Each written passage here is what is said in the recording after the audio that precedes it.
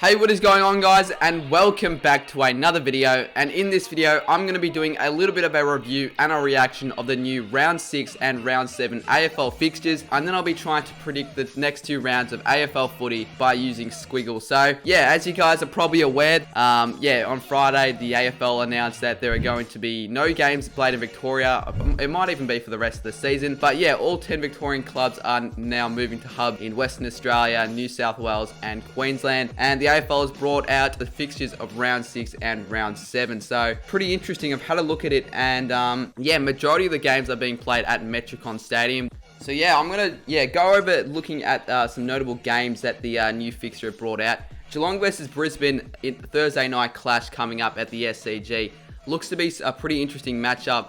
At the SCG as well. Freo versus St Kilda, we're going to be playing at Metricon, and that's a 12:35 clash. So I think that might be the earliest a game of AFL footy has ever been played, bar the New Zealand game. So Melbourne Gold Coast as well, a 6:05 PM time slot. It usually doesn't happen in footy, so I think they may be trying to get time slots more suited to Channel 7. But yeah, it's going to be quite weird seeing two Melbourne-based teams playing away from Victoria, like Carlton versus Bulldogs, Collingwood Hawthorn in Giant Stadium. It's going to be really weird, and especially since the crowds are back in most states. Yeah, how much of a crowd dominance is going to be of the team fans? There might be like half of the fans actually support the teams, and then half are just neutral supporters.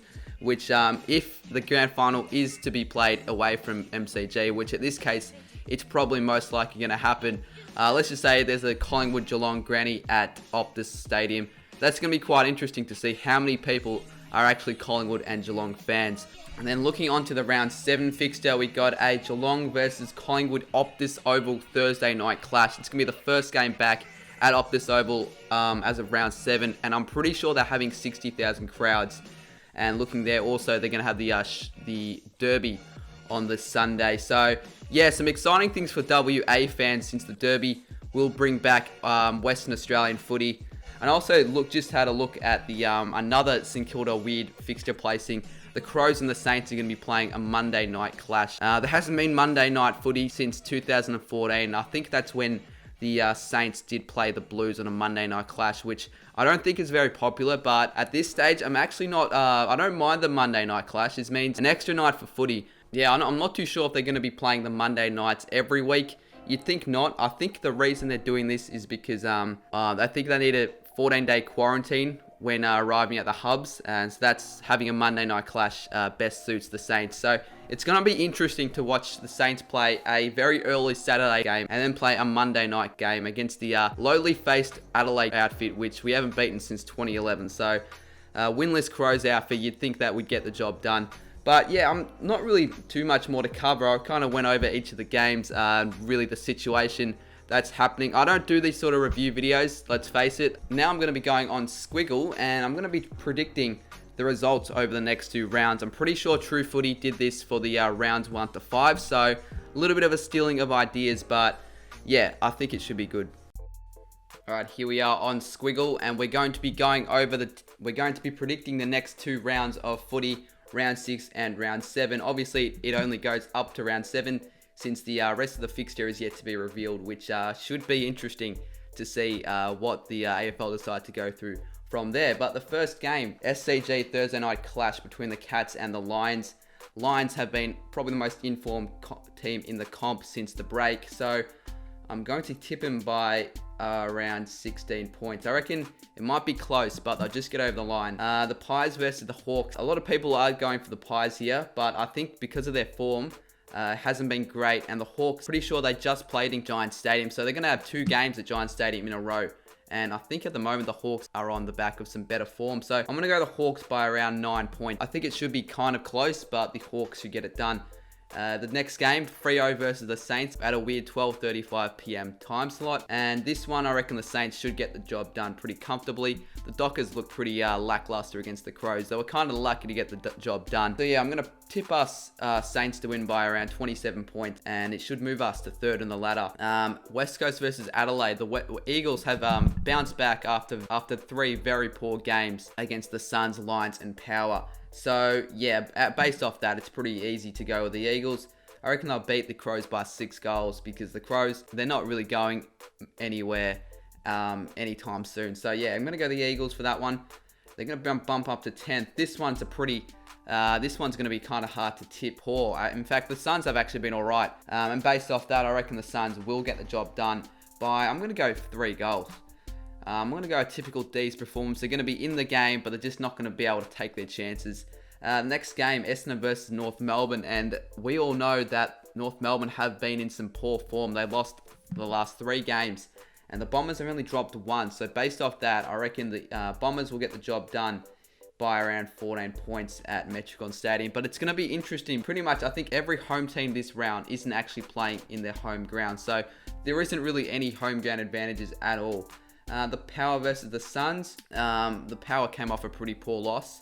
But I still reckon because it's played at Metricon and the Power plays so well there, they're going to get the job done by 3 points. Richmond versus Sydney. Yeah, the Tigers finally got their first win after the break. And the Swans haven't been in great form. And I think the Tigers should get the job done pretty comfortably by around 22 points. Put them in the top 8 for the first time in a while. We've got the last game of round 6. And that is Carlton versus the Western Bulldogs. Carlton are in some alright form. The Dogs, 3 in a row. And they just look the more promising outfit. And I reckon, I can trust the Dogs more than the Blues. And I reckon they'll get the job done by around 19 points. So after round 6, we see the Power 5-1, the Lions 5-1, St Kilda, Essendon, Gold Coast Bulldogs, and Hawthorn with 4 wins after round 6. Adelaide yet to win a game, and Melbourne and the Dockers are still struggling to find some wins. The Thursday night clash between Geelong and Collingwood at Optus Stadium. This should be a pretty good contest. 2 teams who are doing all right, especially the Cats. But historically, I think the Pies have done a lot better against the Cats in the last few outings. So I'm going to go the Pies by 11 points. I think it should be a pretty close game. And the Essendon versus Bulldogs Friday night game at Metricon Stadium. Another tight contest here because both teams are currently on red hot form. So this is going to be tough, but I'm going to just go for the Dogs. I think they just are slightly the better team, and I think they're in slightly better form. So I'm going to have the Dogs to win by 6. Not as much as they did win last time when they kicked 21 goals in a row, but yeah, they should win that one. And they're going to bump up to 3rd after such a poor start. Giants versus the Lions. Giants home ground. So, you know what? I think because of that, I'm going to lean over the Giants and I'm going to tip them to win by 12 points. Sydney versus Gold Coast. 2 teams who have not played great footy. But I think because this is at the SCG, I think the Swans will be able to win this one, and I'm going to tip them by 20 points. I reckon the Swans will get that one. I think the Tigers should get this one. It might be an upset, but I'm not going to be tipping upsets for this, and I'm going to go the Tigers by around 17 points, which moves them into the top 4. Pretty scary stuff. Next game, the Blues versus the Power at the Gabba. Yeah, this is a pretty interesting one, but you reckon the Power can get it done. They've started very well this season, and I don't think they should drop games, especially against the Blues. So I'm going to tip them by around Hawthorn versus the D's. In recent form, though, the D's they've played well. They battled well against the Hawks, but you'd think the Hawks would get over the line here, and I reckon they'll get the job done by, you know what, I'm going to go 34 points. I think they'll get this one done pretty comfortably. And the Derby, the Dockers and the Eagles. If you're basing this on form after round 4, I'd go the Dockers. But the Eagles, I reckon they're going to find their form back, and they should win this game by around 26 points. And then the last clash, the Monday night clash, the dreaded Monday night clash between the Crows and the Saints. St Kilda have never beaten the Crows or any team at Adelaide Oval, so that kind of gives the Crows a bit of a chance here, but they're in their worst form they've ever been as a club. So because of that, I'm going to have to go for the Saints, and I reckon we'll win this game by 30 points. After round 7, we see in top spot Port Adelaide, 1 game clear in top spot, and the Saints, 2nd spot. If we win the next 2 games, I reckon sitting 5-2, we should make the finals. The Lions, the Dogs, and the Hawks also with 5 wins. Tigers will find their form back. The Bombers and the Giants will remain top 8. The Suns, we see the Suns 9th spot, Eagles 10th. Collingwood, I reckon they will struggle to find form, and they'll go 11th after those 2 games. The Cats also dropping off a little bit. Swans and the Roos around where I reckon they'll be for this season. The Blues as well. And then the Dockers, the D's, and the Crows, I think at the moment might be the 3 worst teams in the comp. But yeah, alright, that's my Squiggle prediction. It might have taken longer than what I anticipated, and credit to True Footy because he did something similar to this. So make sure to check that out. I'll put it in the description. But yeah, there goes it. That's a bit of a prediction of how I think round 6 and round 7 will go. The new fixture is definitely quite strange, but yeah, in a way, I kind of think it's kind of cool how teams are playing games at stadiums that they never play. So yeah, 2020 is definitely a season out of the ordinary that will probably never happen again in, I wouldn't say, another 100 years or so. Yeah, if you guys enjoyed the video, make sure to give it a like and subscribe if you are new to this channel.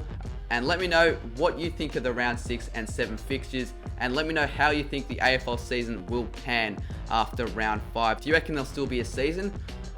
Or do you reckon maybe they'll just can the season if the cases get too high? I appreciate all of you guys for watching this video, and I'll see you guys very soon in my next one.